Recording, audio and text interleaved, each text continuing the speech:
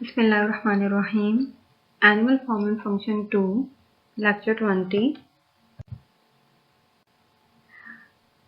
Reproduction and Development. Students, today we will discuss about internal fertilization. As you have already know about the external fertilization in the last lecture, that fertilization takes place outside the body. Now, internal fertilization, that is proceeded inside the body. Invertebrates, flatworms to insects utilize internal fertilization to transfer sperms from male to female body with the help of different type of structures that facilitate this transfer. In the male, sperms are produced in the testes and transported via sperm duct to a storage area known as seminal vesicle.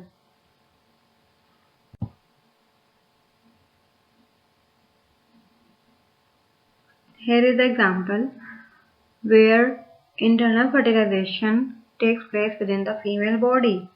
The land animals, some aquatic animals, that includes octopus in case of invertebrate. In case of vertebrate, there is a shark.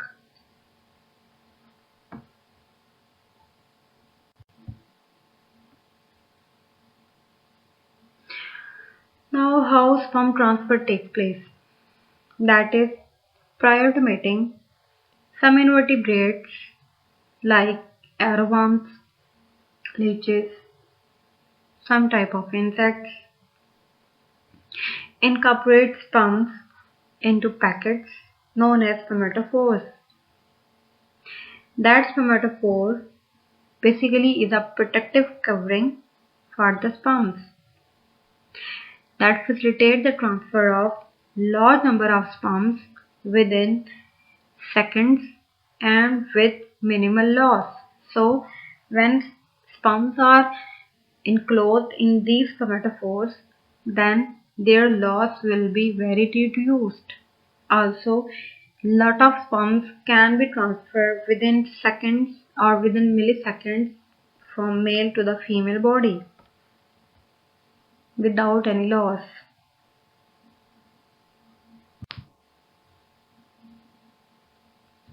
Here you can see a spider having the spermatophore and sperms are enclosed within this bag. Now, maybe female receive this spermatophore by the male, or sometimes the female just lay down on the spermatophore and pick up the sperms.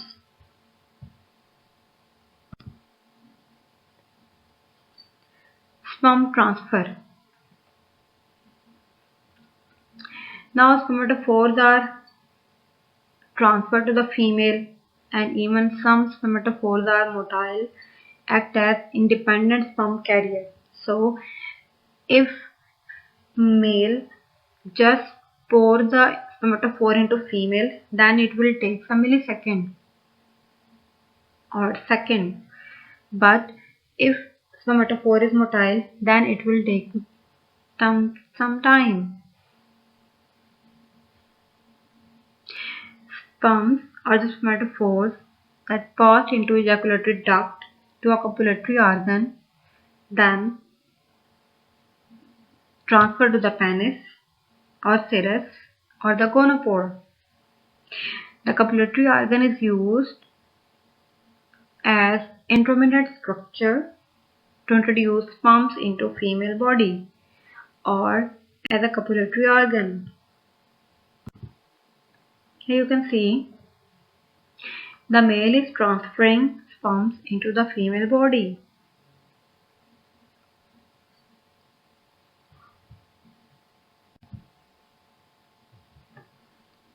Various accessory glands that include seminal vesicles are present in the males that produce seminal fluid, also produce spermatophores.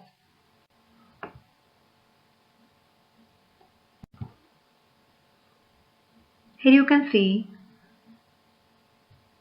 male honeybee and female honeybee. Basically, just put your attention on these structures. First of all, the male.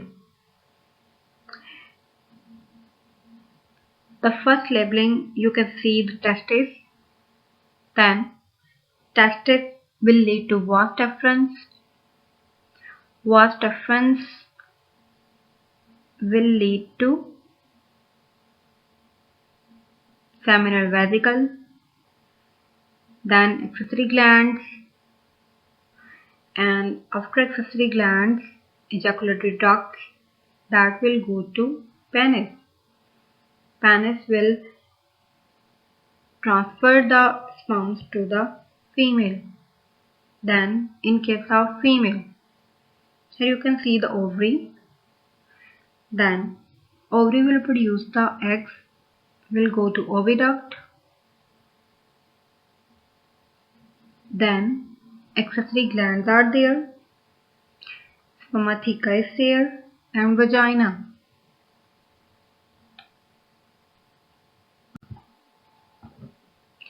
Sperm reception and fertilization.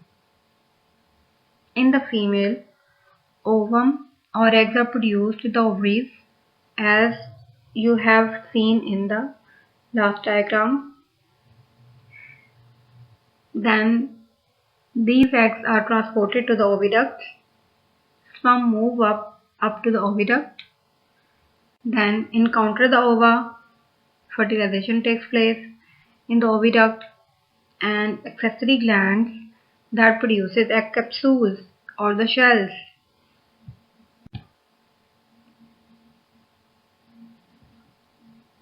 Sexual reproduction involves fusion of gametes from male and female parent, or sperms from the male, eggs from the female. However, some sexually reproducing animals occasionally depart from basic reproductive mode that exhibit variant form of sexual reproduction. Hermaphroditism, that is, an organism with attributes of both sexes. Normally we see vertebrates have either male sex, either female sex, as in your case you are girl or boy, but sometimes vertebrates have both sexes within the same organism. Animal may behave as a male, also female at the same time, or sometimes first male, second female, or sometimes first female, second male. That is sequential hermaphroditism. We'll discuss later. Now animals have the dual sexuality, that is monoecious condition, having both sexes in the same organism. Although some hermaphrodites fertilize themselves or self-fertilization is there, but normally these animals have cross-fertilization, or they mate with the another member of same species. Example is earthworm or sea slugs. Or in case of tapeworm, if you consider the proglotid of tapeworm, then one proglotid will fertilize the other proglotid by the cross fertilization, or one tapeworm will mate with the other tapeworm just to avoid the self fertilization or to produce a genetic variability. Here you can see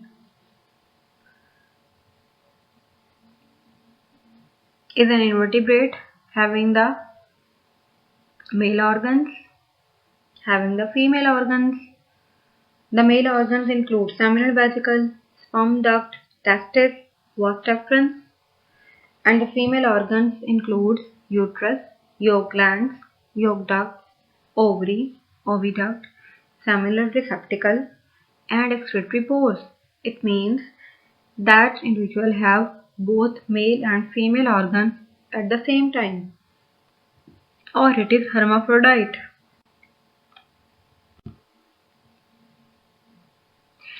This condition occurs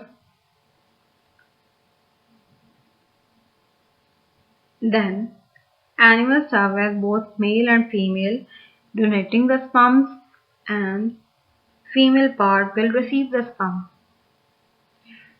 It is beneficial for sessile animals, the animals who cannot move, or animals who are attached to the substrate, like branchials, and may only occasionally encounter opposite sex. Sometimes animals have sessile mode of locomotion and other opposite sex is not available, then it will self-fertilize or having the both sex on the same individual. Now sequential hermaphroditism. Another variation of hermaphroditism is sequential hermaphroditism.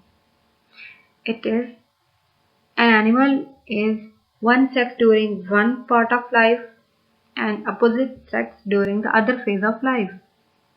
That may be protogynous, that may be protoandrous. If female part develops first in the organism, then it is protogynous. Then later male part will develop. And if male part develops first, then it is protoandrous. Then the female part will develop. In protoandry, male during its early life history, female later in the life history. Then reverse is true for protogynous animals. A change in the sex ratio of population in one factor can induce sequential hermaphroditism common in oviesters. Thanks.